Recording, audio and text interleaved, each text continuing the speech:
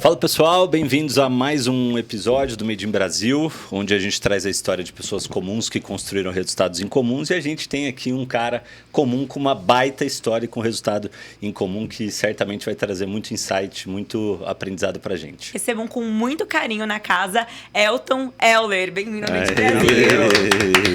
Muito bom. Obrigado pelo convite. Um nome sugestivo, eu sou um cara apaixonado pelo Brasil. Legal. Gosto daqui, acredito no Brasil. Um dos nossos sonhos é contribuir para o Brasil, crescer, para o Brasil enriquecer. A gente realmente trabalha todo dia pelo Brasil e pelo brasileiro. Então, show de bola. O papo vai ser bom. Vai. E queremos começar pela sua história mesmo. Uma pessoa comum com resultado incomum. Quem é o Elton? Essa é uma das perguntas mais difíceis, né, de se responder. Então, a gente sempre usa o contexto para responder. Então, eu sou, como você colocou, empresário, tenho vários negócios, sou escritor, me descobri nessa habilidade e sou terapeuta. Eu brinco que sou terapeuta por obrigação, não muito por vocação, porque eu não pensava em ir para esse universo do desenvolvimento humano até a minha vida se desenvolver sem acontecer. Sempre quis ser empresário desde pequeno, porque eu sempre gostava muito de carros. Eu venho muito de baixo, família muito simples, muito humilde mesmo, e eu gostava de carros. E o meu pai tinha dois amigos, eu brinco que dois amigos bons, né? Que meu pai é porra louca até hoje.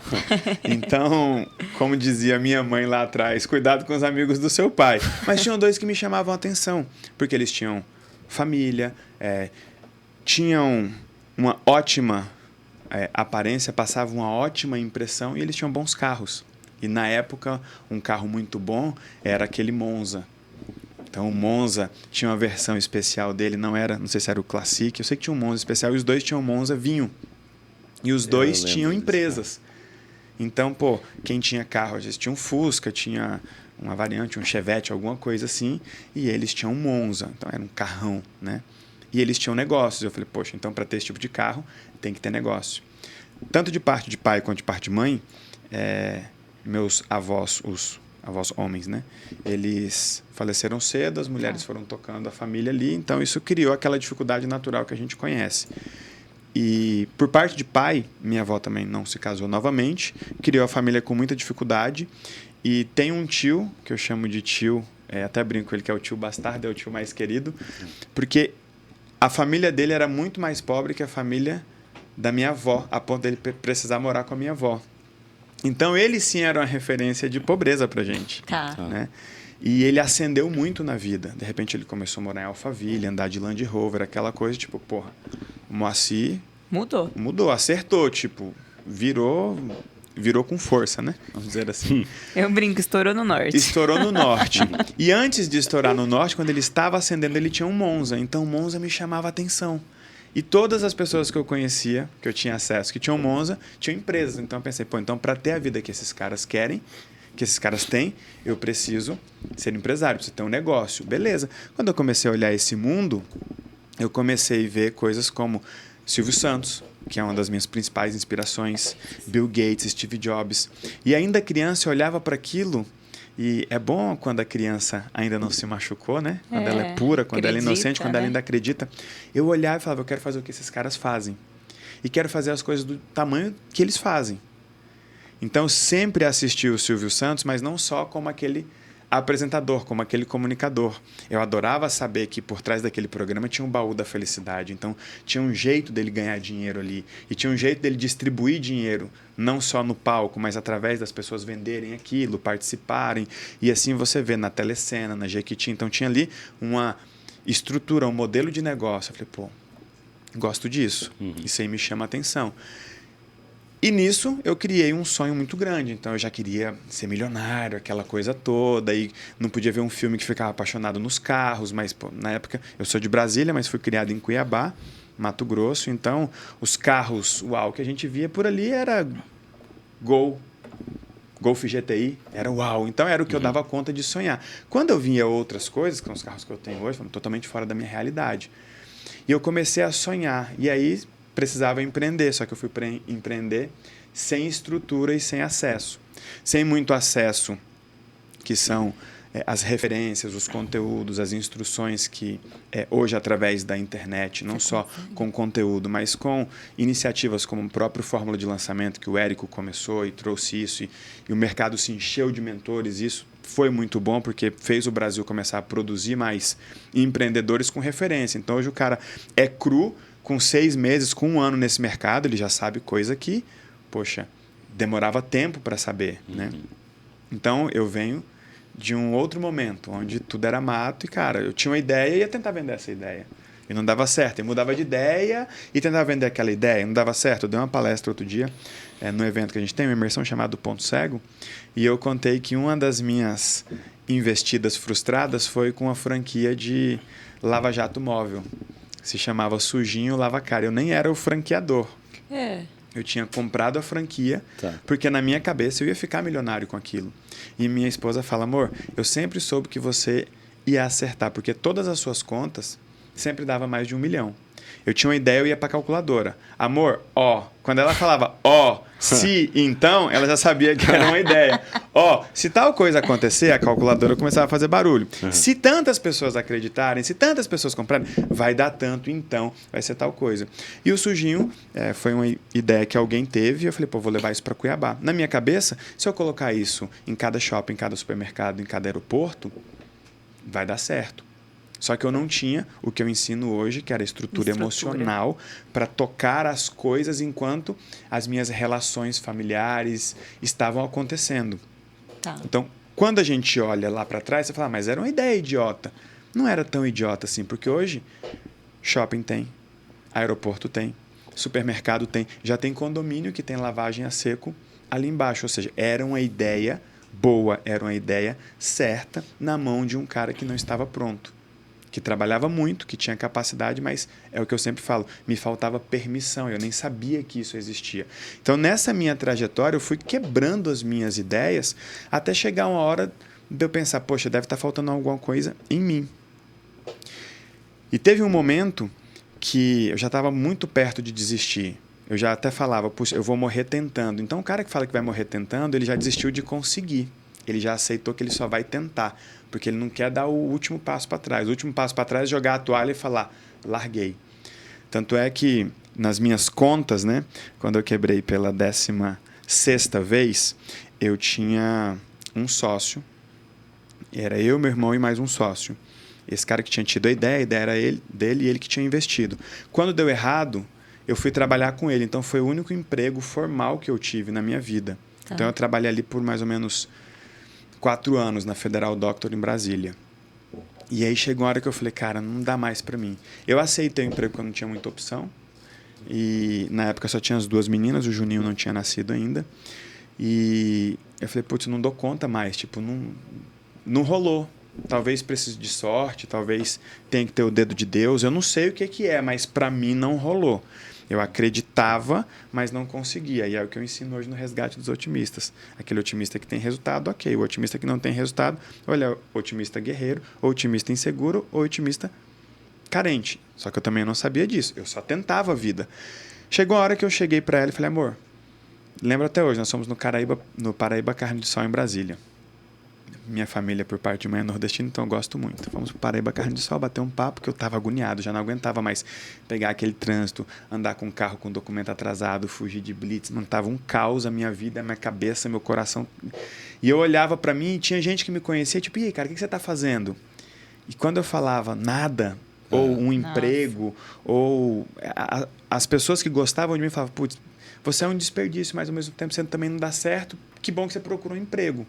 Né? Então, meu próximo degrau ali em Brasília seria fazer um concurso público. Inclusive, eu tinha um tio, tenho ainda até hoje, que ele foi funcionário do TCU, saiu e hoje ele é funcionário do Senado. E são os 2 concursos mais desejados e cobiçados que se tem ali em Brasília.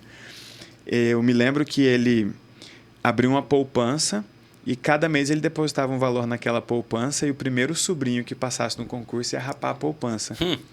Aquilo para mim parecia quase que ofensa, mas chegou uma hora que eu comecei a desejar aquela poupança. Falei, cara, se eu passar, acho que tio, um dia eu perguntei, tio, quanto é na poupança? Ele, não vou falar. Tio Maurício. E aí Ele era tão adepto do concurso que ele tinha os nossos dados dos sobrinhos, ele fazia a inscrição e mandava lá, cara, vai fazer a prova. Legal. E chegou um tempo que eu comecei a me ofender com aquilo, mas a minha falta de resultado começou a mostrar que da parte dele era um carinho e um cuidado. Tipo, cara, sua receita de sucesso não está funcionando. Você não quer tentar a minha? Uhum. Até que um dia ele realmente foi lá em casa. Ele me viu já com 3 filhos e tal, bateu aquele papo e nós descemos. Eu achei que fosse só uma visita cortês e não era. Ele chegou lá e falou, cara, você realmente precisa agora encarar o concurso público. Já está na hora, a família está crescendo, você está perdendo tempo, gosto das suas ideias, mas elas não rolaram. E aquele dia eu não recebi como um ataque, eu recebi como um zelo, um cuidado, um conselho de alguém que acredita na família e tudo. E tipo, cara, não dá mais pra você ficar brincando. Tipo, você está empreendendo aí, o tempo passou e você não viu. Você se casou, seus filhos chegaram e, cara, você... Em outras palavras, vai fazer o concurso. Aquele dia foi a primeira vez que eu fiquei abalado com o concurso. Eu falei, cara, talvez seja. Só que ele me fez uma pergunta. Ele falou, por que você não faz concurso? Você é tão inteligente. Aí eu falei, tio, mas será que não é um desperdício? Porque para passar no concurso não precisa ser inteligente. Com todo respeito a quem precisa decorar. Ele falou, então, é porque sua inteligência não está te dando dinheiro. Uau. Decora e passa. Realmente não precisa ser inteligente. Precisa estudar um pouco. E você passa. Aquele dia eu fiquei balançado, cara. E aí eu me lembro que aí o concurso público começou a me amaldiçoar. Porque eu pensei, putz... Porque eu pensei, cara... Isso foi uma ferida tão grande em mim durante muito tempo que eu me emociono quando eu me lembro. Quando eu volto para aquele lugar, quando eu me lembro daquele bairro, daquelas noites, daquele dia. Eu falo, cara, tipo assim, não rolou. Eu via ideias boas, eu contava para os meus amigos, tipo, faça. Porque se você fizer, talvez dê certo. De tão machucado que eu estava, tipo assim, eu não acreditava mais em mim. Ali eu já estava empreendendo por obrigação. Mas eu, de fato, já não acreditava mais em mim. Não era mais aquele Elton do começo. Não, eu vou ser o próximo Silvio Santos, próximo Steve Jobs, próximo Bill Gates. Deixa comigo. Cara, você erra. E aí o nome surge, aí você começa a usar o cartão da sogra. E aí você começa a escolher se você vai pagar o aluguel ou a internet, aquele negócio. Cara, a autoestima vai embora. Vai embora, a confiança vai junto.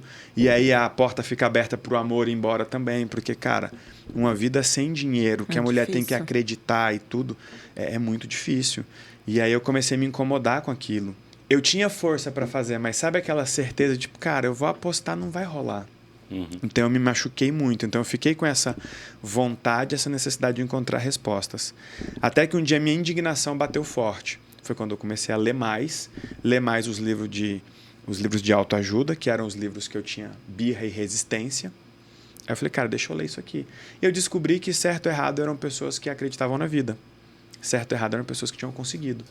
Eu me lembro até hoje, quando eu li o livro do Flávio Augusto, o Geração de Valor. Primeiro eu li aquilo, eu estava na quebradeira na época ainda.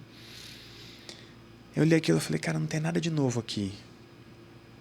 Não tem nada de especial. Esse cara não é muito diferente de mim. E aí eu percebi, né? Porque a minha inquietação aumentou, mas eu percebi que ele escreveu justamente para mostrar isso. Cara, nós não somos muito diferentes. Acredita, tenta. Só que dentro de mim eu falava, cara, mas porra, eu quebrei demais, bicho, eu me machuquei demais. Eu tinha vergonha de contar minhas ideias. Eu chegava nas festas da família e aí tinha aquela história do, e aí, o que você está tentando agora? É tipo, qual que é a ideia idiota ou ingênua da vez? E aí... eu cheguei, putz, não dá. Só que eu comecei a ler, aquilo começou a gerar uma inquietação. Eu falava, cara, eu não vou aceitar esse emprego, eu não vou ficar aqui para sempre. Tá sendo legal, tá sendo digno e tudo, mas já não paga a minha vida. Eu olhava para o outro gerente, que era o que ganhava mais que eu pensava, se der tudo certo, eu vou ganhar mais do que ele, porque para ganhar mais que ele é o dono, e esse cara não vai querer ser meu sócio nesse negócio que já está pronto, porque no anterior nós fomos sócios e não rolou. E aí... teve um dia que eu falei, mano, deu. Eu não sabia para onde eu ia, mas eu sabia que eu não ia ficar mais ali. E você já estava com quantos anos nessa Isso fase? foi em 2015. 2015. Tá. Hoje eu tenho 39, estava com meus 34 para 35 ali. Tá. Fomos ao Paraíba Carne do Sol. Eu falei, amor, se dinheiro não fosse um problema pra gente, aí ela, minha mulher é incrível, ela sempre me apoiou muito. Aí ela virou para mim e falou o seguinte, continua falando, mas não se esqueça que tem sido um problema. Ou seja, sonhe, mas não se esqueça da nossa realidade. Mas que bom que você está sonhando. Ela falou, eu não sei o que você quer fazer, mas eu te apoio. Só não se esqueça que dinheiro está sendo um problema pra gente. Aí eu falei, caralho, mano, com essa mulher eu vou onde eu tiver aqui. Eu não sei como ir, mas eu sei que ela vai comigo. E aí ela colocou a condição que nesse dia fez um gancho muito forte com o que o meu tio trouxe para mim na porta da minha casa. Que foi o concurso público. Ela falou, eu não sei qual é a ideia, porque eu não acredito na ideia, eu acredito em você. Eu te apoio, desde que você me faça uma promessa. Aí nessa hora que eu já estava comemorando. Ela já apoiou, vamos embora. Não vai vir nada de errado daí, né? Ou nada de ruim. Aí ela falou... Pediu concurso. Você vai fazer concurso público se não der certo dessa vez. Eu acredito em você, mas por algum motivo não está rolando. E isso ficou dentro de mim. Por algum motivo não está rolando. Por que rola para algumas pessoas e não rola para outras? E eu tive a minha fase mais religiosa e tudo. Então, teve uma época que eu achei que Deus tinha que resolver. Teve uma época que eu achei sacanagem de Deus porque ele não estava resolvendo. Teve uma época que eu achei que estava comigo mesmo, mas eu já estava tudo ferrado e não sabia. Então, daí vem essa curiosidade ou essa tendência ao universo do desenvolvimento humano. Só que até aquele momento eu era um cara de TI. E eu tinha uma ideia que era um programa de fidelidade para pequenos e médios negócios através de um aplicativo, e o aplicativo traria para aqueles pequenos negócios uma inteligência de mercado sobre o cliente que só os grandes tinham. Então, eu ia usar a justificativa do programa de fidelidade para criar uma inteligência. Tá. Beleza. E aí, quando eu contei isso para alguns amigos, eles falaram, isso é startup. Isso é uma startup, isso é uma startup. Eu, que diacho de startup é isso? Deve ser a nova modinha. Tipo, o coach está em moda, então startup deve ser moda. E eu tinha um cara que tinha prestado serviço para mim, porque minha empresa anterior era uma empresa de tecnologia, e aí você vê a falta de acesso. Em 2015, eu tinha uma empresa de tecnologia que estava tentando inovar no universo médico através do marketing de relacionamento, e eu não sabia o que era startup. Entende? Como você inovar ou estar no mercado de inovação com marketing, com tecnologia, sem saber o que é startup? Nem o que é startup. Se você nem sabe o que é startup, você nem sabe quais são os fundamentos do Lean, do enxuto, do ágil. Ou seja, era assim que eu estava empreendendo. Assim eu vinha tocando. E aí esse cara falou, vai ter um negócio interessante, o Startup Weekend. Por que você não vai? Aí eu falei, cara, eu sempre fui muito disposto. Eu sempre falo de 3 coisas, capacidade, disposição e permissão. Eu não tinha permissão, mas disposição eu tinha. Falei, cara, essa pessoa que sabe, eu dava um jeito de colar. E eu fui para o Startup Weekend. E eu não levei uma ideia, porque eu queria aprender. E aí tinham 2 pessoas ali. Um era o Rodrigo Geribello, que no evento eu já sabia que ele seria um dos mentores. Ele é um comunicador excepcional. Ele criou uma empresa de explicação. Ele se apresentava como explicador profissional. E ele explicava coisas, por exemplo, para empresas como a BIC, por exemplo. Eu falei, legal, vou colar nesse cara, porque eu me identifico com o que ele faz. E o Felipe Montanari, que é um ator, até fez filmes brasileiros e tal, um cara bem desenrolado, uma pessoa fantástica enquanto pessoa, um ator incrível, estava se desenvolvendo ali como empreendedor também, e o Geribello levou ele para lá. Eu pensei, gostei do Geribello, o Montanari está com a ideia, eu vou participar da ideia do Montanari, vou aproximar desses caras, e aqui eu vou me desenvolver. E ali eu percebi que eu tinha facilidade com comunicação. E o Geribello e o Montanari conheciam um cara em Brasília, que era o Fabrício Batista, que tinha uma ideia também. E o Geribello falou, cara, eu preciso aproximar vocês 2. E ali ele nos aproximou. O Fabrício me contou a ideia dele, eu contei minha ideia para ele, e por aí foi. Só que eu tinha me inscrito no Startup DF, que foi o primeiro programa de startups do Distrito Federal, e quem estava tocando era o Sebrae. Eu falei, cara, eu preciso aprender, porque o Startup Weekend eram 2 dias, 2 ou 3, para você modelar e tal. Nós ficamos em 3º lugar. E aí, acabou o evento. Eu falei, cara, beleza, eu vou ler livros e tal, mas, cara, o ambiente muda o jogo. Uma coisa é você estar lendo um livro em casa e aí você não tem ninguém para falar aquela coisa toda. Outra coisa colocar ali em teste, a prova com mais pessoas, outra coisa né? é você ver pessoas tentando, pessoas conseguindo, pessoas errando, mas pessoas fazendo o jogo acontecer. Eu falei, vou para o Startup DF. Lá no Startup Weekend, uma pessoa, Flávia, apresentou o Startup DF. Eu falei, não sei o que é, mas vou me aplicar para isso, porque ali eu tinha descoberto que esse negócio de startup não era modinha, não era clichê. Eu falei, tem muita coisa aí para eu saber. E aí fomos para o Startup DF. No Startup DF, eu descobri que a FAP-DF, que é a Fundação de Apoio à Pesquisa, ia tentar fazer um edital para empreendedorismo. Então, estamos falando de 2015 para 2016. Ali era um Elton que tinha acabado de pedir conta de um emprego para apostar em uma ideia. Um Elton que estava com o nome sujo, com 3 filhos já, morando em Taguatinga, numa casa que eram 3 casas no mesmo lote. Eu morava na parte de cima em 60 metros. Esse era aquele Elton, que antes acreditava que faria coisas como Silvio Santos. Tá longe, né? Tá longe, o mundo deu uma volta na roda gigante. Eu não estava na parte de baixo, eu estava de fora. Tinha nem entrado. Eu falei, caramba. E aí, beleza. Quando veio Só que eu sempre fui muito intencional. Então, no Startup DF, no Startup Weekend, eu sabia que eu não ia dar conta de pegar tudo aquilo. Meu inglês era praticamente zero. Os termos técnicos... Mano, eu tava boiando. Aí, e na medida em que eles iam explicando, eu falava, agora eu já sei porque meus negócios não deram certo. Agora eu já sei porque não deu certo. Ó, não sabia fazer isso, não protótipo errado, MVP, não sabia o que era, tudo errado. Beleza.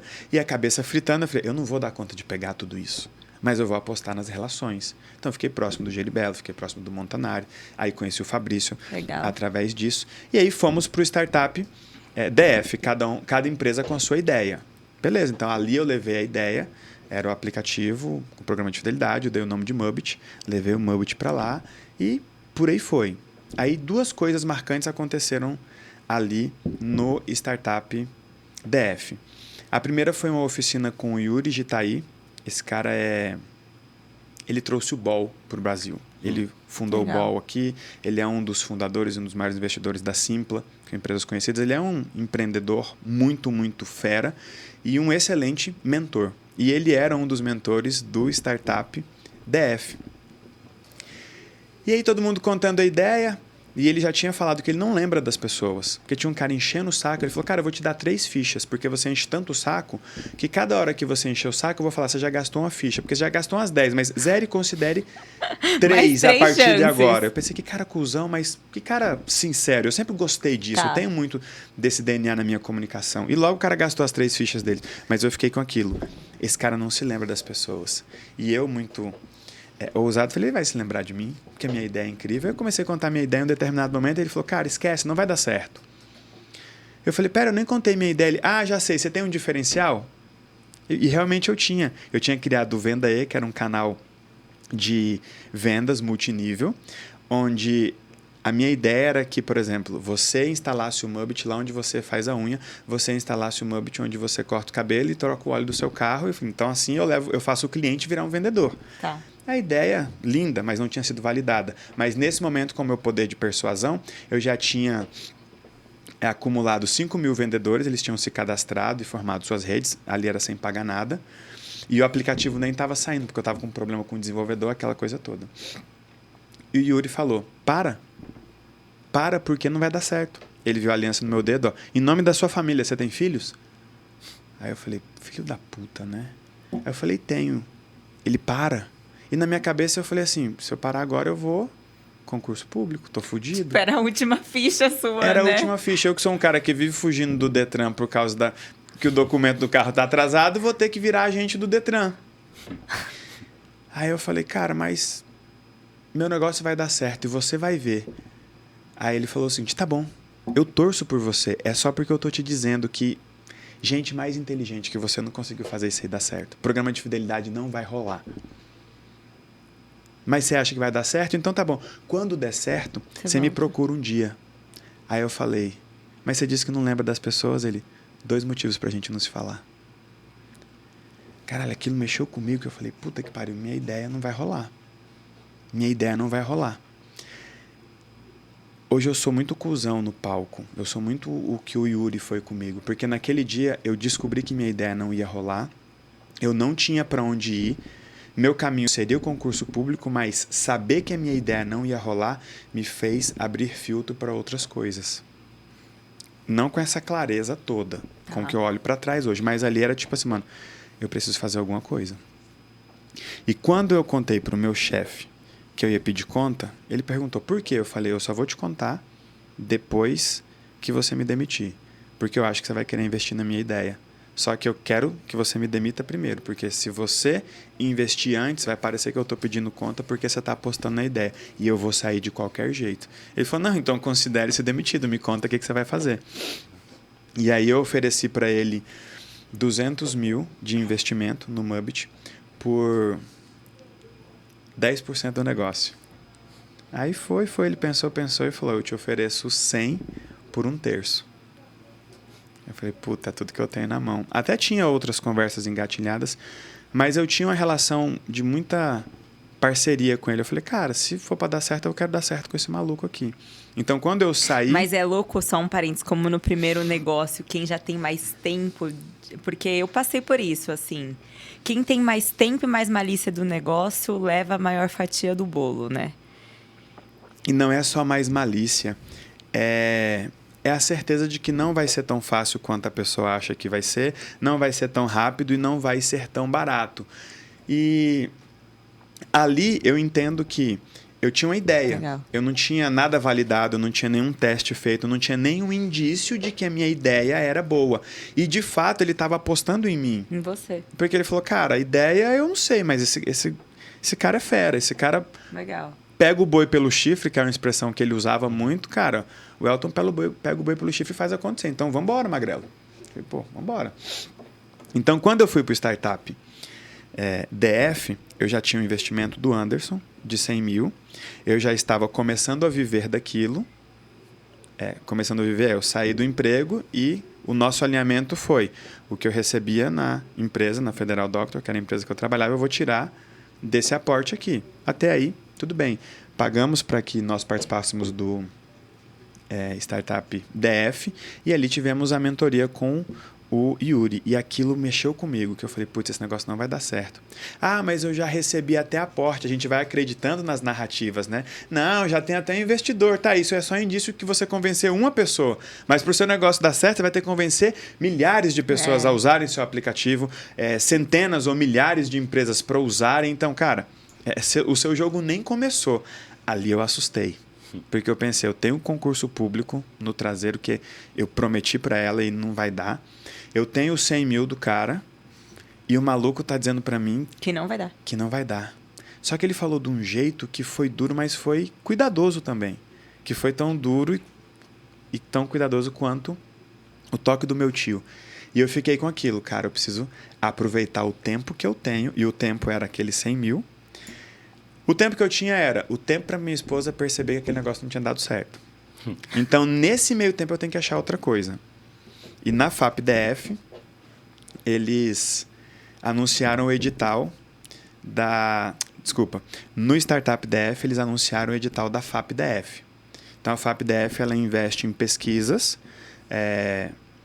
No meio acadêmico, na questão mais de biologia, na questão mais ambiental.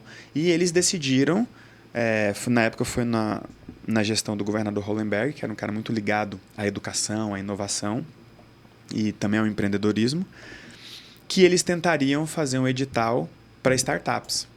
Porque tinha muita coisa acontecendo em Brasília nesse sentido. Seria o primeiro edital. Eles investiram 5 milhões...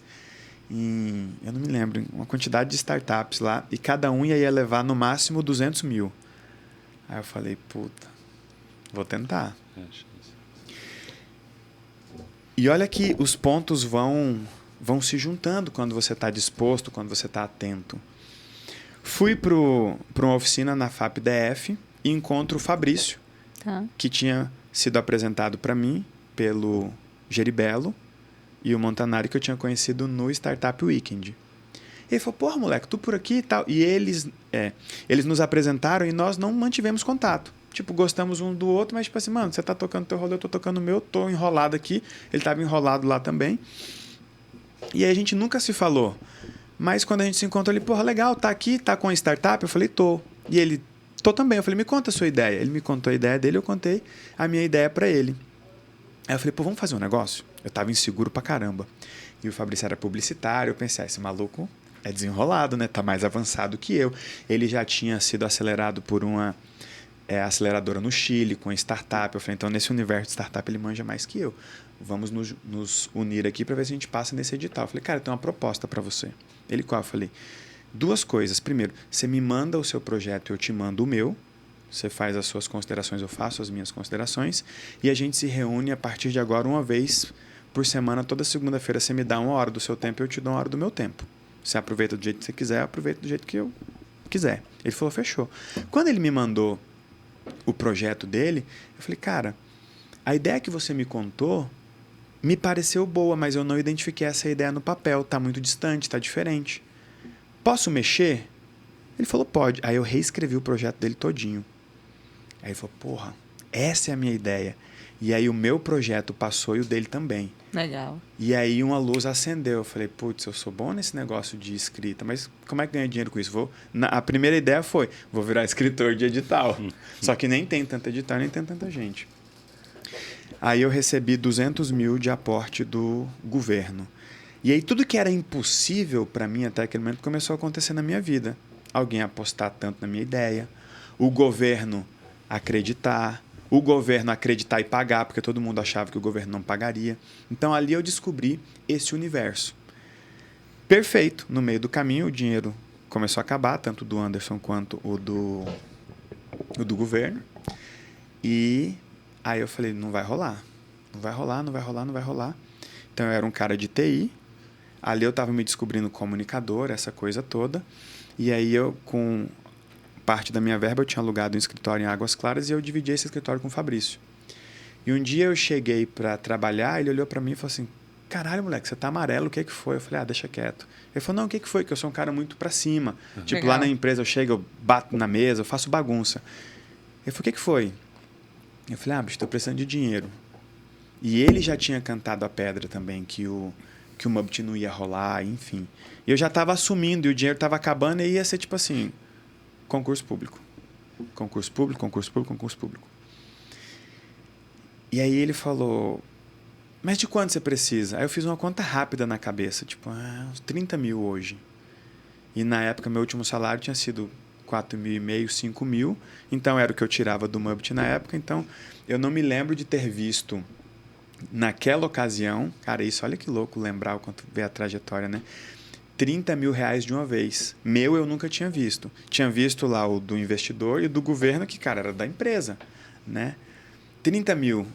Mas eu estava tão zoado, tão bagunçado financeiramente, tão machucado emocionalmente, porque eu já estava assumindo que seria mais uma das ideias do Elton que não tinha dado, não né? tinha dado certo. Mas deu certo esse Mubit? Não. Não? E eu já estava entendendo que não ia rolar. E tipo, mano, concurso público, concurso público, concurso público. Eu estava tão machucado que eu virei para ele e falei, cara, 30 mil ia me deixar mais sossegado agora. Mais 5 mil, quem sabe 3. No fundo, R$1.000 hoje já ia me fazer respirar. Eu só queria apagar alguns incêndios. Só que era tanto incêndio pequeno que eu tava, cara, eu me lembro até hoje que minha esposa ela me falava que tinha que pagar e eu falava, vou dar um jeito. Vou dar um jeito, vou dar um jeito. E se vou dar um jeito, ia embolando. Às vezes o dar um jeito era vender alguma coisa para alguém, um site, um logo, alguma coisa, ou dar um jeito seria trocar um cheque. Eu realmente dava um jeito, mas eu já estava cansado de dar um jeito, porque dar um jeito para mim era assuma que não rolou. E aí esse dia ele falou, cara, mas o que você faz de bom que você pode levantar essa grana? O Fabrício, ele é um cara muito, muito do bem e ele tinha essa visão do coach e do desenvolvimento pessoal. O que você faz de bom que você pode levantar essa grana? Bora fazer, porra! Aí eu, machucado, eu falei, mano, você quer saber, mano? Ultimamente, a única coisa que eu tenho feito bem feito é esses videozinhos pra você. Porque enquanto ele tava lá, eu ficava direcionando ele. Porra, faz um vídeo assim, faz assado e tal. Aí ele falou, porra, moleque, tu é muito bom nisso. Como que você faz? Eu falei, não sei. Ele falou, então vai pra casa, descobre como é que você faz e vamos vender isso. Aí, nesse momento, eu já tinha entendido um pouco das metodologias do Design Thinking, aquela coisa toda. Eu falei, opa, eu já sei entender a estrutura de um pensamento de trás para frente. Aí, eu fiz a estrutura de como eu pensava. Eu falei, eu penso mensagem, eu penso a forma, eu penso o momento, eu penso isso e tal. Achei. Aí fiz uns post-its e tal, voltei pro escritório no mesmo dia, ele ainda estava lá. Falei, achei. Ele falou, porra, pode crer, vamos tentar vender isso para alguém?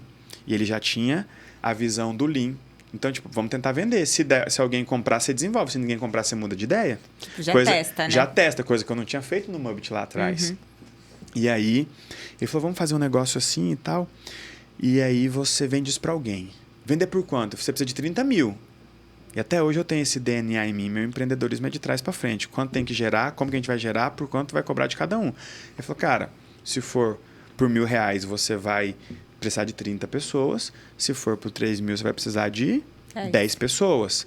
Olhando um parâmetro aqui, na época que se tinha no marketing digital era o fórmula de lançamento, custava 2.000 e pouco. Ele participava do Mastermind da Paula Abreu. Ele falou, vou te indicar algumas pessoas, você tenta vender para elas. Mas o parâmetro de preço na cabeça deles vai ser o fórmula.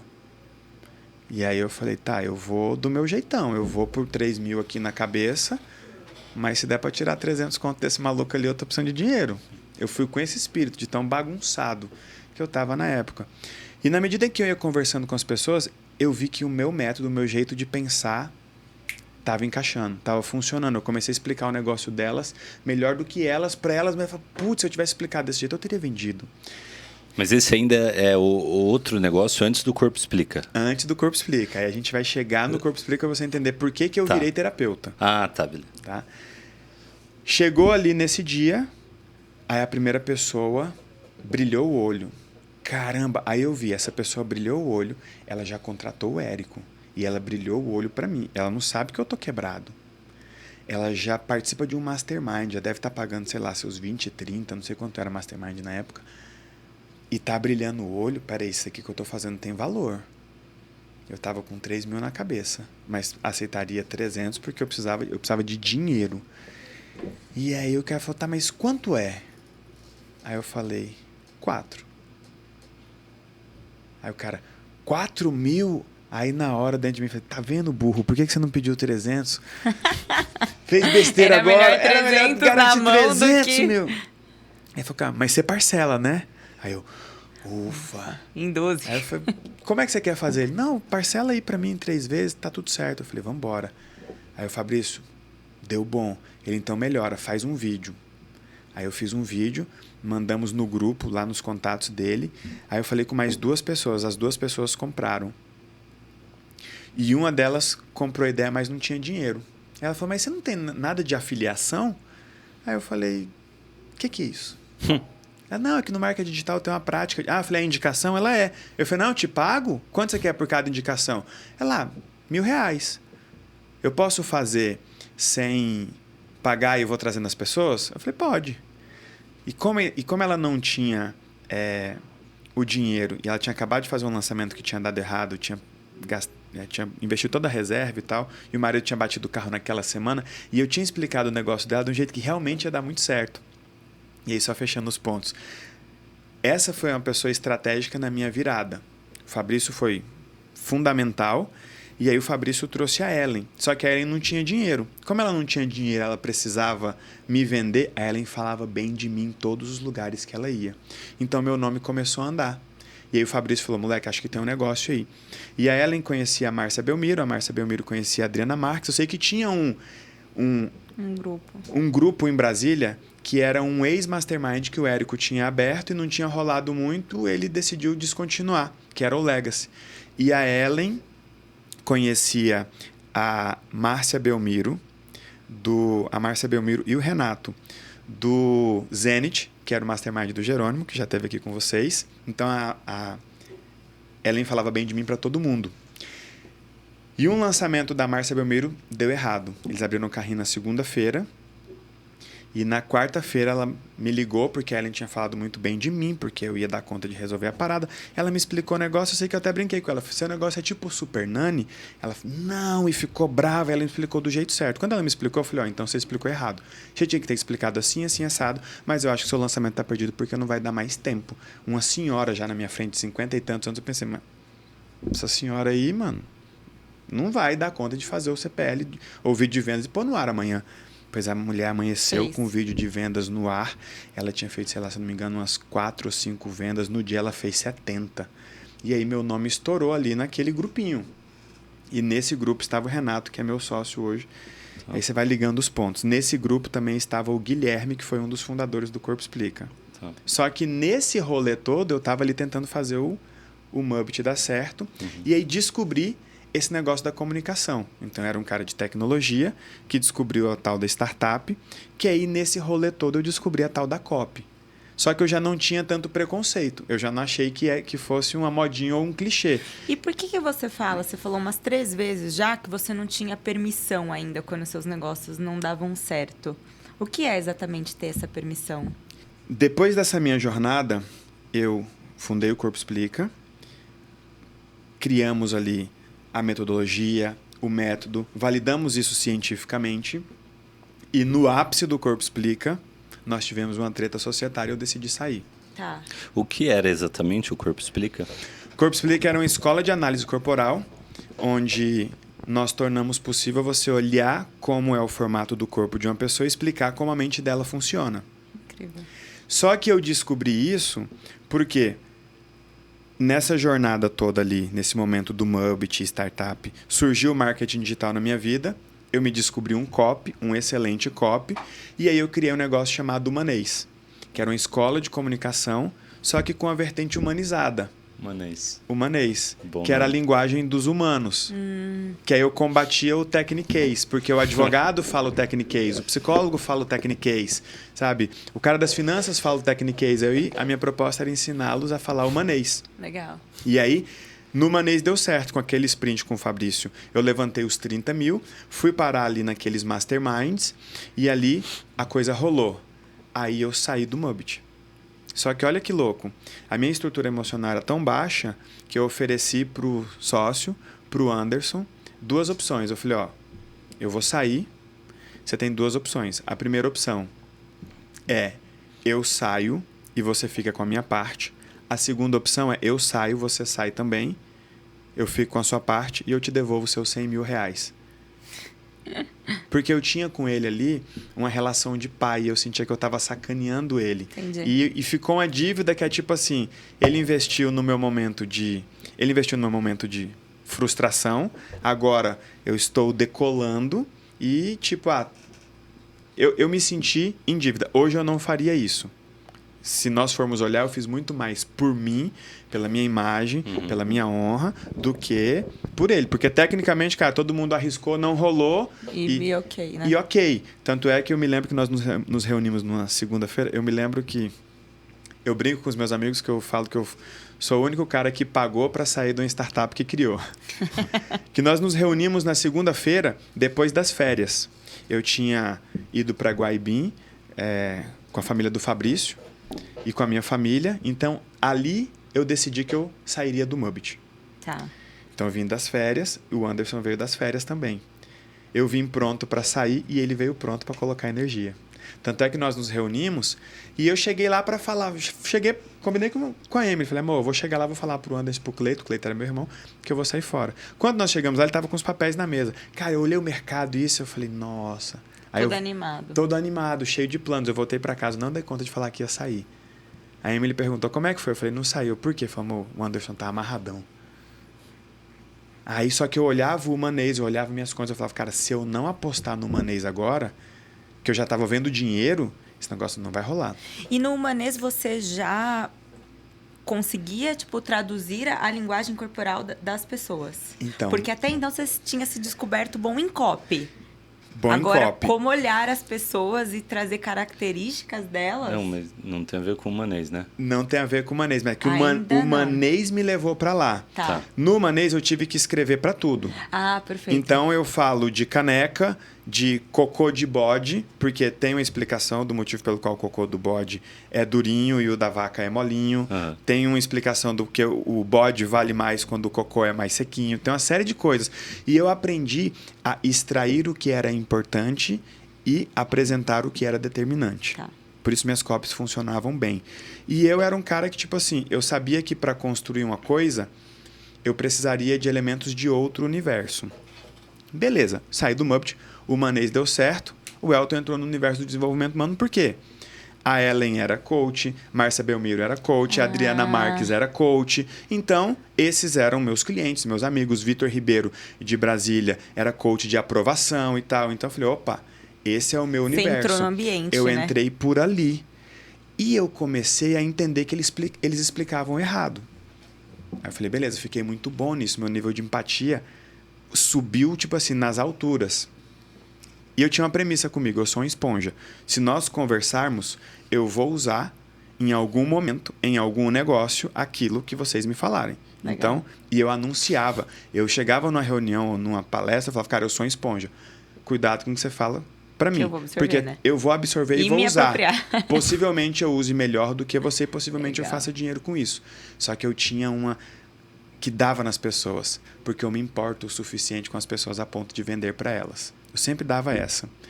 E aí, beleza, me associei ao Renato, que eu fui palestrar no evento da Márcia Belmiro, Os Pontos Se Conectando. É aquela palestra do Steve Jobs, Liga os Pontos. Salvei o lançamento da Márcia Belmiro, Deus no céu, Elton na terra, falava e ela falava abertamente. Esse cara é incrível e ele não tem nada robotizado e etc e tal. Salvei o lançamento da Priscila Hinkle. E aí eu comecei a ver pessoas me contratando, pagando 30, 40 mil para eu escrever 3 textos, 4 textos. Opa, já estava em outro momento. Comecei a dar certo.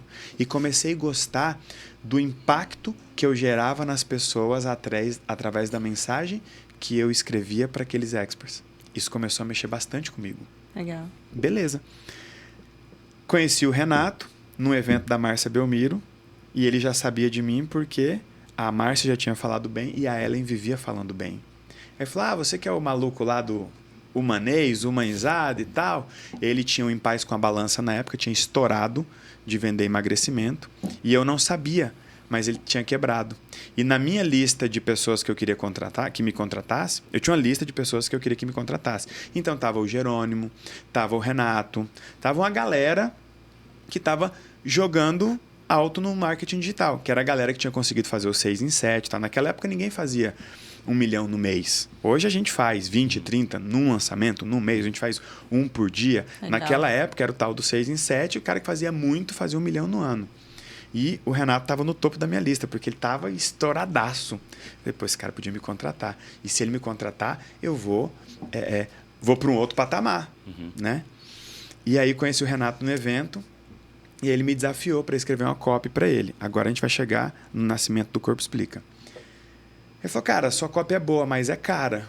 Aí eu ainda brinquei, cara ou não converte? Cara ou você não tem dinheiro? Eu não sabia que ele estava quebrado. Só que doeu. Ele falou, não, é porque você está falando que converte aí, mas você já fez algum teste AB com alguma copy sua? E eu realmente não tinha feito.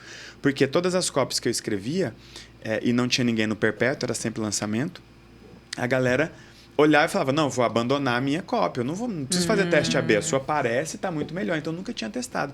Eu falei, você quer fazer um teste AB? Ele falou, bora. Eu falei, beleza. Fui para casa e escrevi uma cópia para o Renato. E como eu funcionava? Eu falava, mano, essa tem que ser a cópia da minha vida. Tem que ser a cópia. Aí eu comecei a estudar o mercado, comecei a ver sites, relatos de pessoas obesas e etc e tal. Beleza. E eu, lendo o vídeo dele, os depoimentos ele tinha muito resultado, gerava muito resultado. E eu falei, putz, eu preciso fazer alguma coisa diferente.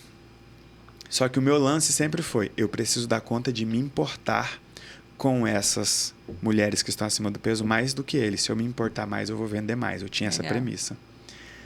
E a ideia não vinha. E eu estava lá em casa, a vida já tinha melhorado, já tinha saído de Taguatinga, tinha ido para o Parkway, tinha saído de uma casa de 60 metros para 600. Já estava melhor, mas não tinha estabilizado. Mas esse foi o meu primeiro negócio que deu certo. De verdade, o humanês. E aí eu comecei a tomar meu whisky, ouvi minha música sertaneja, eu preciso de uma ideia. Aí eu ouvi a música do Gu Pena e Gabriel, Robin Hood da Paixão. Sei. Mó aleatória a minha cabeça.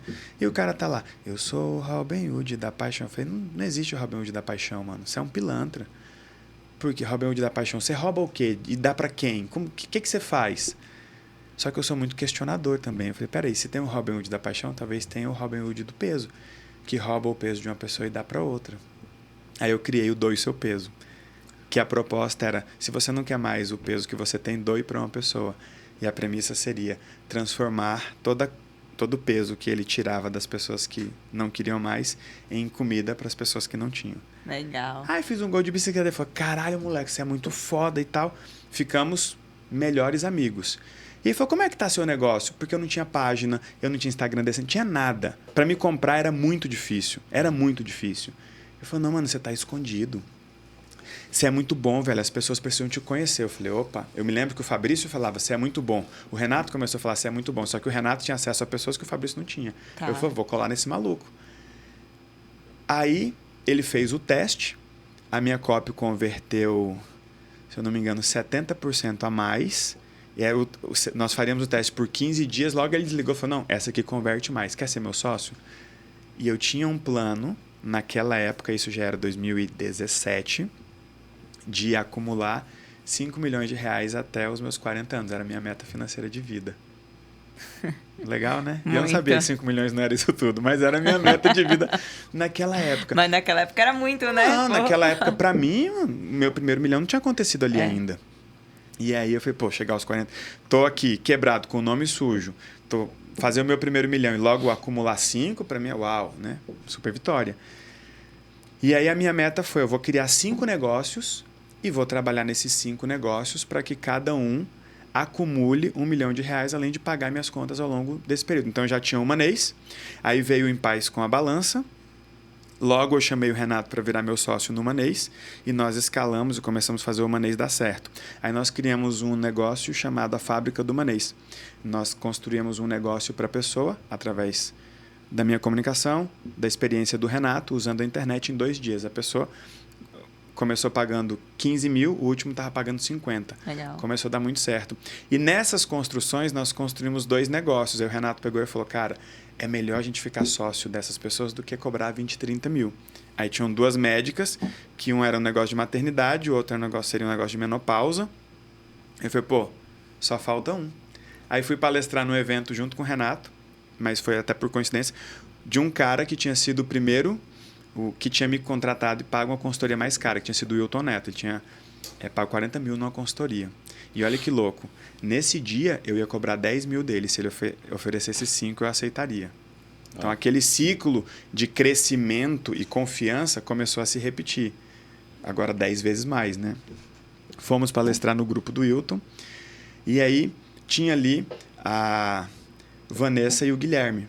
A Vanessa, ela já era aluna do Manês e eu não sabia. Tá. E ela veio toda feliz, toda fã e tal. Já estava famosinho no digital ali naquela bolha. Nossa, o Elton e não sei o que e tal. E o cara também falava muito bem de mim porque ele tinha me contratado. O Renato estava ali. A Ellen estava ali. Então, naquele lugar, quando eu cheguei, tipo assim, caralho, o Elton chegou. Então, foi um dia marcante para mim. Num pequeno grupo, tipo, pô, aqui eu já faço barulho. E aí os pontos se conectam novamente. O Renato tinha desistido do Em Paz com a Balança, porque é uma sobrinha dele que tinha também problema com peso, e aí tinha depressão, bipolaridade. Naquele período ela tinha passado por um episódio de tentativa de suicídio, algo assim. Então ele estava muito mexido, porque ele falava, parça, deixou de ser emagrecimento, as pessoas estão confiando a vida delas em mim. Porque todo o rolê emocional, agora ela quer que eu resolva. E ele tinha muitas alunas, e ele estava sentindo esse peso. Então, e como ele viu outros negócios aqui, ele falou, vamos focar nisso aqui, deixa o Em Paz com a Balança de lado. Eu falei, mas se eu achar uma copy foda, você volta? Ele falou, eu volto. Nós fizemos o Doe o Seu Peso, fizemos uma doação lá na terra do pai dele e tal. E foi muito legal. Ele falou, parça, mas eu não quero mais. Eu fico no bastidor. Você topa? Eu falei, vambora. E como eu tinha todo um problema de exposição, então eu falei, só que eu também sou bastidor. Eu falei, então vamos criar negócios que outras pessoas sejam os experts. E a nossa genialidade, a gente vai explodir. Então nós tínhamos 4, e aí o Corpo Explica viria a ser o 5º. Nesse encontro, a Vanessa estava ali, e a Vanessa e o Guilherme, eles eram casados. O Guilherme fazia parte do Zenit. Então o Renato me conhecia, a Vanessa tinha sido minha aluna, e o Renato conhecia os 2. Tá. Porque ele fazia parte do Zenit, etc e tal. Então, ficou um grupo legal ali. E aí, ela perguntou para ele, por que você parou com Em Paz com a Balança? Ele falou lá, O Renato, ele é um cara de bateria social baixa. Tipo, porque eu quis? Não, mas, pô, era um projeto tão legal, você tinha tanto resultado, emagrecia tanta gente. Ele falou, mas dá trabalho. Aí eu falei, não, ele tá passando por uma crise existencial por causa disso e disso e disso. Aí ela falou, cara, tem um negócio legal que você precisa ouvir, ou pesquisar, que é o traço de caráter do Reich. Aí o Renato, ele realmente já tinha estudado muito, ele mais alguma teoria que explica mais alguma coisa e... Aí ele, mas por quê? Ela falou, não, porque tem um dos 5 traços que é oral e tal. Aí ela começou a explicar e ele não ligou. E eu conheço o Renato, ele tem uma cara de cu terrível. E aí, quando ele não está interessado, ele assume a cara de cu, para de olhar para a pessoa, olha o celular. Então eu vi que ele desconectou. Aí eu falei, parça, presta atenção, porque eu interessei no que ela estava no assunto e eu já tinha falado na minha palestra no evento, cara, eu uso tudo. Especialmente aquilo que vocês não usam para mudar a vida das pessoas e aquilo que vocês não têm coragem de vender para elas. Então, eu sou muito ligado com as coisas. Ela começou a explicar, ele não entendeu, desconectou. E era muito o que eu ensinava no Money. Dependendo da forma como você explica, a pessoa desconecta. O objetivo é a conexão. Beleza, ela desconectou. Eu falei, parça, presta atenção. Porque, na verdade, ela quis dizer isso, isso e isso. Ele já me conhecia desse meu jeito mais genial, no bom sentido da palavra. Aí ele falou, olhou pra mim, olhou pra ela e falou, é isso? Ela, é. Ela olhou pra mim, todo mundo achou estranho, aí ela conseguiu mais um pouquinho de atenção dele. Aí ela foi explicar, ele desconectou de novo. Aí eu falei, cara... Você traduziu de novo. Presta atenção, meu. Ela tá falando isso, isso e isso. Só que na minha cabeça a copa do Em Paz com a balança tá aí. Eu só preciso entender um pouco mais sobre isso. E aí ela continuou explicando, ele parou de novo, eu falei, já entendi que ela não dá conta de explicar, o jeito que é explicado não é interessante. Depois eu descobri que não era a limitação dela, era o jeito que isso era explicado. Aí eu falei, beleza, entendi essa parada. Agora me fala só uma coisa, porque eu já tinha entendido. Explicar certo, e certo para mim era acessível, ok? Se eu explicar certo, isso explode. Mas como é que mede essa porra? Como é que mede? Ela virou para mim e falou assim, mas não mede, ué. Aí eu falei, como assim não mede? Ué, tem que medir, pô. Ela falou, não, porque todo mundo tem um pouco. E realmente, nós somos uma mistura, todo mundo tem um pouco, etc e tal. E cada um tem... Aí na hora eu entendi. Já sei porque que isso ficou lá atrás. E o Reich hoje ele é estudado, inclusive na faculdade de psicologia, como um elemento histórico. E não como um fundamento técnico. Ele é estudado como um maluco. O fim da carreira dele foi trágico. Ele... morreu preso, então... Porque é como se você não mensurasse, você não validasse, né? Então, por isso que você falou no começo que fica meio que uma ideia, assim, de louco que vocês conseguiram provar, né? A grande construção... depois eu vou trazer meu livro para vocês. Legal. Vamos escrever um livro. E eu sempre falo, a grande contribuição do Corpo Explica para esse conhecimento e para essa trajetória foi pegar aquilo que não era explicado de um jeito palatável, de um jeito interessante... ficava só num papo de doido ali, e trazer uma explicação que chamasse a atenção de um médico, Legal. de um advogado, de um empresário e de uma dona de casa, de uma mãe. Porque quando eu entendi aquilo, eu falei, acho que eu sei por que eu pego tão pesado com uma das minhas filhas, que é a minha cópia. aí eu não vou entrar nesse lugar, porque esse eu desmonto, sacou? E aí foi por isso que eu fui para o universo terapêutico. Porque eu pensei, se isso for explicado do jeito certo e for possível medir, eu trago relevância, que as pessoas vão se interessar, e trago utilidade, que as pessoas vão conseguir utilizar. E fui embora com aquilo na cabeça. Só que eu fui embora com aquilo na cabeça, juro, com a cópia do emagrecimento pronta. Porque você levou pro emocional ela. Levei pro emocional. Aí eu falei, parça, achei a copy e não sei o que e tal. Ele falou, parça, você só tá empolgado. São 1000 teorias. São 1000 teorias. Eu falei, mas eu só preciso de uma. Ele falou, por que você quer fazer isso? Eu falei, cara, porque eu acho que a gente consegue tanto fazer as pessoas emagrecerem, quanto mexer nos problemas que a sua sobrinha tem, por exemplo. A gente chega no emagrecimento e acessa outras coisas. E como que você validou? A explicação? Ou o método? Porque são 2 etapas. Tá. Eu sempre penso por etapas. Na minha cabeça, eu precisava validar a primeira explicação. Porque se ninguém se interessasse, não ia por que ter motivo para construir um método. Entendi. E o Renato fala, parça, você ficou 20 dias insuportáveis.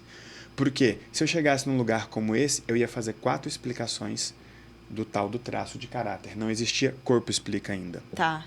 Eu ia fazer 4 explicações do tal de traço de caráter. E eu sou muito assim, o que precisa saber sobre arquitetura que realmente determina a arquitetura? O que precisa saber sobre direito, sobre moda? Então, logo, eu era um especialista em traço de caráter. E aquilo que eu tinha feito com o Fabrício lá atrás, eu fiz com o Guilherme e a Vanessa. Eu falei, ó, vocês têm um negócio de sexualidade que vocês querem desenvolver. Ok? Ok. Eles eram meus alunos, meus fãs. Eu falei, vamos fazer um negócio? Mentoria cruzada. Eu faço isso com um cara lá em Brasília. Eu quero fazer com vocês. Segunda-feira, 1 hora para vocês, 1 hora para mim e tá tudo certo. Legal. O que eu queria? Eu ia passar a semana pesquisando, fuçando, ia validar com eles porque eles já tinham estudado esse troço, tanto um quanto o outro. Apesar de, naquele momento da vida deles, eles não aplicarem aquilo. E eu expliquei isso para muita gente, de diversas formas diferentes. E eu comecei a perceber o jeito errado de explicar traço de caráter. Eu devo ter mais de, 1000 explicações erradas para traço de caráter. Então eu sabia o que levava para o misticismo, eu sabia o que levava para a espiritualidade, eu sabia o que levava para outras técnicas. Então eu fui aparando. Primeiro você validou sua cópia ali, Eu validei né? a cópia. Aí depois você validou Até que um dia eu expliquei para um ateu, um evangélico e um católico no mesmo lugar. Eu falei, opa. E por que eu falo isso? Porque quando sai do tangível, as pessoas levam para a espiritualidade ou para o misticismo e elas se fecham. Eu falei, essa é a barreira que eu tenho que superar. Quando eu venci a barreira da explicação, eu falei, ok, porque o método eu crio. Eu tenho uma coisa comigo que, tipo assim, as coisas vão chegar prontas ou eu vou aprontar isso na minha cabeça. Tá. E eu dormi um dia, lembro até hoje, foi dia 13 de outubro de 2018, 18 ou 17? 17. Eu acordei com o nome pronto. O Corpo Explica. Eu falei, esse nome é animal. Explica o quê? O que você quer saber? Mandei para eles, que dia a gente começa a escrever o livro? Topa. E aí eu era muito esse empreendedor já de trás para frente, porque eu não queria mais empreender sem clareza. Eu não queria mais dar errado. Reuni com eles, o que vocês querem para a gente montar um negócio juntos. Não, a gente só quer estar junto. Eu falei, não, número, o que vocês precisam? Aí eles deram um número, cara, a gente precisa disso. E o objetivo deles na ocasião mexeu comigo. Então a minha sensibilidade humana, ela foi aumentando, porque eu só escrevia para desenvolvimento humano. E o motivo deles para mim foi muito nobre. O motivo do Renato parar com Em Paz com a Balança para mim foi nobre. O motivo deles era, cara, a gente quer 150 mil para eu poder engravidar e a gente seguir a vida. Eu falei, porra do caralho, se a gente conseguir gerar isso, vai ser legal que ela vai conseguir engravidar, vai ser legal que o negócio vai ter dado certo, vai ser legal. Pô, vai ser tudo legal. Vamos fazer. Comecei a estruturar e aí eu tinha uma ideia de construção na cabeça. Nós começamos a gravar a primeira formação e quando nós gravamos eu percebi que o desenho, a primeira versão do que seria a ferramenta não estava boa o suficiente. Eu falei, na hora da aplicação vai ficar distante. Aí eu desliguei as câmeras, eu que montava, né? Falei, galera, vamos almoçar. Aí almoçamos. Eu tenho mania de fazer uma coisa fazendo outra. Quando nós voltamos, aí eu falei, eu vou separar o corpo em 6 partes e em cada parte eu vou tentar identificar a presença e a intensidade de cada traço. Isso só de olhar? Só de olhar. Tipo, olhando aqui, eu sei como você funciona, porque funciona, onde você vai bem, onde você vai mal, só olhando. Na explicação... Que louco, podemos entrar nisso já? Podemos, eu faço análise assim, é bizarro. Por exemplo, talvez seja melhor analisar ela, porque vocês podem falar, mas você já tinha me visto na internet, você já viu o conteúdo meu, mas ela eu tô vendo aqui agora, sacou? E aí, assim, tanto na explicação quanto na construção do método, depois que eu virei a chave do agora as pessoas se interessam, elas quiseram saber o que fazer com aquela informação. Isso. Então, quando eu fui desenhar o método, eu já tinha validado o interesse e a aplicabilidade dele. Então, beleza, elas querem isso para se relacionar com as outras, elas querem isso para performar melhor, elas querem isso para resolver problemas com seus filhos e tal. Eu falei, putz, legal. Aí eu fiz uma construção em volta da dor e do recurso, etc e tal. E eu já tinha uma coisa do Corpo Explica comigo, que era, eu quero levar isso para massa. Legal. Porque ninguém deu conta de me explicar que eu estava fazendo com a minha filha um monte de coisa errada porque no fundo eu não me aceitava. E como ela era muito parecida comigo, fisicamente, logo, mental e emocionalmente também, tudo que ela fazia que era parecido comigo, eu reprovava. Legal. Porque, na verdade, eu não queria que ela fosse como eu, porque eu achava que se ela fosse como eu, ela teria o resultado que eu estava tendo e eu era um frustrado na época. Quando eu virei... E eu sempre fui muito empolgadão com as coisas assim. Tipo, Da hora. eu tenho algumas certezas dentro de mim que quando vai pra minha caixinha de certeza é tipo assim, esquece, ninguém tira isso de mim. Tanto é que isso foi no final de semana, eu sem conversar com a minha esposa, sem conversar com a minha filha, eu desci do carro, virei pra minha esposa e falei, agora eu entendi a Duda. Ela entendeu, ela falou assim, agora eu sei como a mente das pessoas funciona, agora eu sei por que ela é assim, por que eu sou assim, por que você é assim comigo e não sei o quê. E eu realmente fiquei bom nisso da noite pro dia. Eu me lembro que no jantar, nós fomos jantar, o Gui sentou na minha frente, que tá, o jantar do Mastermind, E da você galera, começou a né? analisar todo mundo. Todo mundo ficou de cara. Até, e a Vanessa assustava. O Guilherme olhava e falava, parça, você é muito louco, você não é desse mundo. Ela falava, eu já vi gente estudar isso 5 anos e não falar como você fala. Não, velho, é porque pra mim... Não dá pra falar sobre o todo e não dá pra falar tudo. É só o que importa. É só o que é. Você vai numa escadinha. Tem coisa que é importante. Beleza, mas não é isso que muda o jogo. Tem coisa que é relevante. Aí você fala, vamos no relevante. Não. O que muda o jogo é aquilo que é determinante. E eu aprendi isso. Então eu só foco naquilo que é determinante. Então eu comecei a explicar. E eu falei, porque essa pessoa é aqui assim, assim, assim. Você. E eu lembro até hoje. Tem o Ju, que hoje ele é um dos diretores do Corpo Explica. E ele estava no dia no dia do que viria a ser a união que veio a ser a fundação do Corpo Explica. Ele levantou, eu falei, e ele levantou por último porque ele é o mais psicopata da mesa. Ele não está aceitando que alguém que acabou de chegar, que ninguém sabe quem é, brilhe mais do que ele, saiba mais do que ele. Desse jeito assim. Então eu virei uma metralhadora, eu fiquei muito bom. Eu falei, beleza, agora qual é o desafio? Já rompemos a barreira do ninguém sabe o que é isso. Tá. Já rompemos a barreira do que eu faço com isso. Agora vamos para a barreira do vamos tornar isso relevante e conhecido. Só que naquele momento não existia validação científica. Hoje existe. Tá. E aí foi um dia difícil que o Renato chegou e falou, parça, nós temos um combinado e nós vamos precisar quebrar esse combinado. Porque esses negócios eles não vão se você não estiver no palco. E aí, na minha cabeça, a primeira coisa que eu pensei foi, mas quem sou eu para subir no palco e falar disso? Ainda que eu seja o que faça melhor isso. Foi a primeira vez que isso bateu em mim. Eu falei, beleza, vamos. Como tinham os outros dois, então era um trio, para mim era mais fácil, passava desapercebido. Vanessa é doutora em psicologia. Então, na narrativa para a construção do Corpo Explica, nós tínhamos até uma copy. Eu era o cara da mensagem, ela era a pessoa da mente e ele era o cara do corpo, porque ele era fisioterapeuta. Mas isso foi uma construção de copy, não de essência, de fundamento. E aí a coisa foi construindo, foi avançando, foi dando muito certo, muito certo. E ali nós percebemos que não dava para ser só uma empresa de marketing digital. Nós precisávamos realmente virar uma escola. Estruturamos muito bem a escola, trouxemos pessoas feras do mercado. A Jaque, por exemplo, hoje é minha sócia nos negócios, em outros negócios que a gente cria, inclusive no Império. Gosto do Brasil porque o nosso negócio se chama Império 55, e o 55 é por causa do Brasil. Todos aqui. É o orgulho, é Brasil, é o Brasil. As construções que eu vou fazer, é Brasil. Nós criamos uma teoria chamada Lógica da Vida e o convite era o começo do fim da depressão. Legal. A coisa mais legal que eu olho e mexe comigo é uma caixinha, tipo um remédio, uma tarja preta, uma cópia legal, e a bandeirinha do Brasil ali em cima, sacou? Então é gostoso fazer tudo isso. E quando nós trouxemos a Jaque, e foi logo no começo, ela foi estruturando a coisa. Quando eu saí do Corpo Explica em setembro do ano passado, por causa de treta societária, voltei hoje, né? O mundo deu uma viravolta, das viravoltas empresariais. Saí para tocar minha vida, que eu falei, cara, não vou ficar tretando. Beleza, toca daí.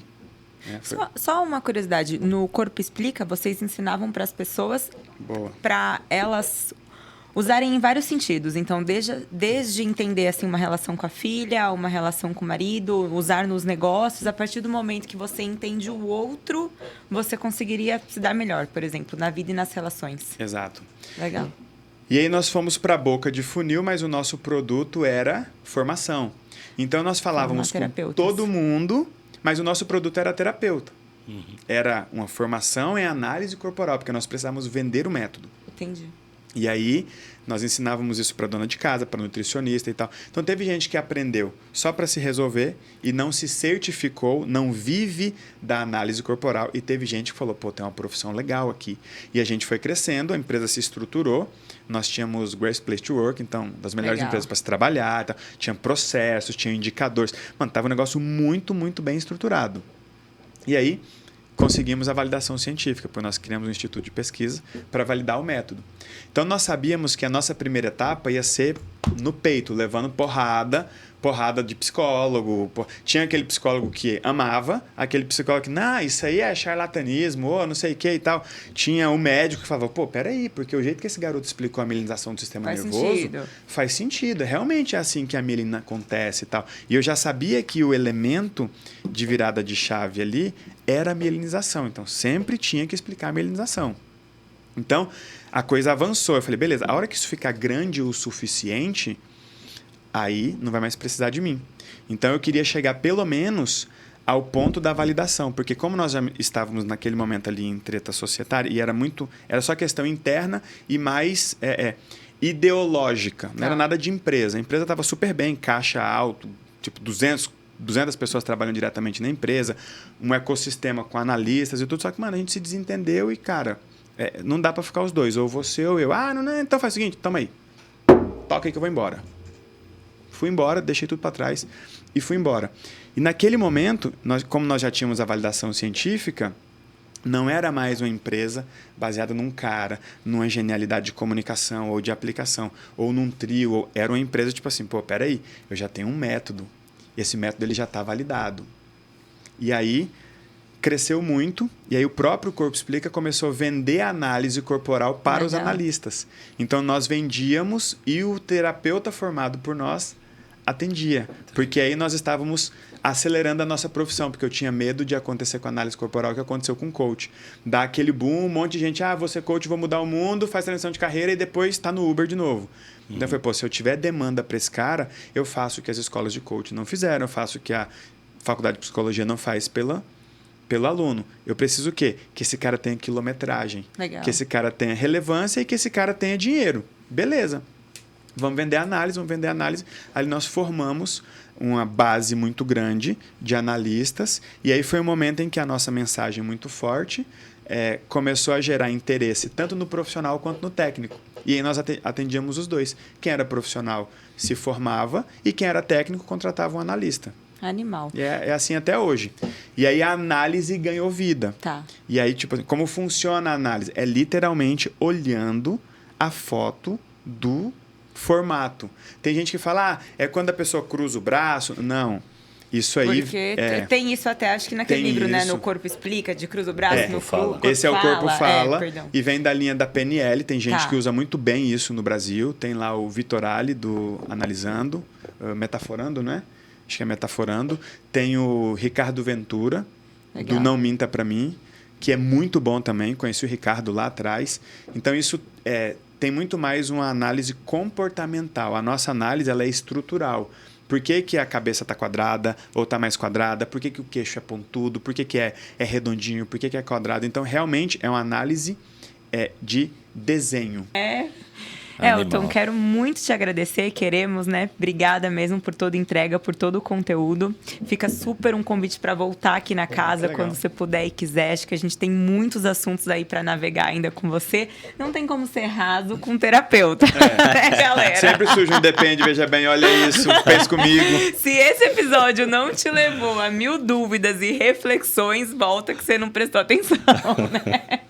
É bem por aí. Queria que você deixasse as suas redes também de contato e de verdade fica o convite para voltar na casa. Muito obrigada. Maravilha. Será um prazer voltar, bater esse papo agradável. Eu gosto de estar com quem acredita. Legal. A atmosfera é diferente, o olhar.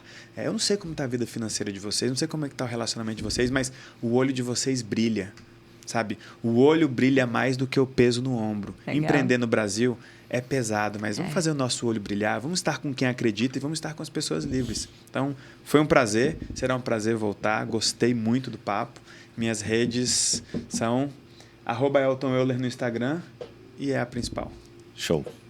Galera, quero agradecer quem ficou com a gente até aqui. peço para que você compartilhe muito esse vídeo para que chegue em mais pessoas e gere transformação, muitas dúvidas também, questionamentos. Vamos deixar a dependência de lado, vamos prosperar. O Brasil é um país próspero, com pessoas fodas, e a gente precisa acreditar mais na gente, fazer acontecer. Essa mensagem que eu deixo para vocês e pedir para que vocês também compartilhem, se inscrevam no canal. Toda vez que se inscreve, você passa a receber os conteúdos semanalmente, gratuitamente.